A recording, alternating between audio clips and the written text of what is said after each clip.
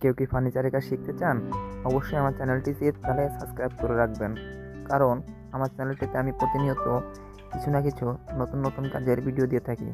যেমন আজ দেখানো হচ্ছে আপনারা চাপা মারা নকশা কীভাবে আঁটবেন।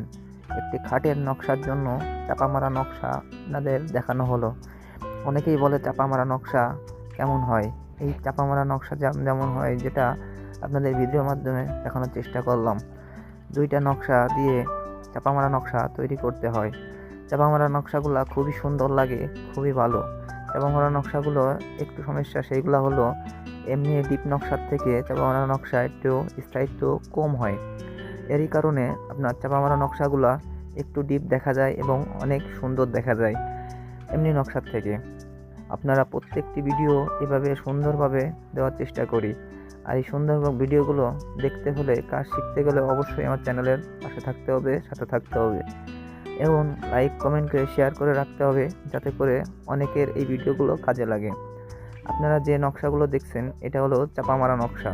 আর চাপা মারা নকশা অনেক সুন্দর দেখা যায়। চাপা মারা নকশাগুলো দেখতে আপনার মনে হয় যে অনেক মোটা কাঠ দিয়ে কেটে আপনার এই নকশাগুলো তৈরি করা হয়েছে, কিন্তু না, দুইটা কাঠের সমন্বয় একটি কাঠ তৈরি করা হয়েছে। চাপা মারা নকশাগুলো দেখতে খুব সুন্দর। আপনাদের জন্য এই জন্যই বলছি যে যদি আপনারা কোনো কাজ শিখতে চান বা কেউ কাজের জন্য আগ্রহী, তাইলে পরে আমার চ্যানেলটির সঙ্গে থাকবেন এবং লাইক কমেন্ট করে শেয়ার করে রাখবেন, যাতে করে আমার চ্যানেলটি আপনাদের সহজে পেতে সুবিধা হয়। আমার এই চ্যানেলটি সম্পূর্ণই কাজ শেখার জন্য একটি এবং এই গুরুত্বপূর্ণ চ্যানেলটির আপনাদের প্রয়োজনীয় এবং কাজের জন্যই এই চ্যানেলটি তৈরি করা হয়েছে এবং এই চ্যানেলটির প্রত্যেকটি ভিডিও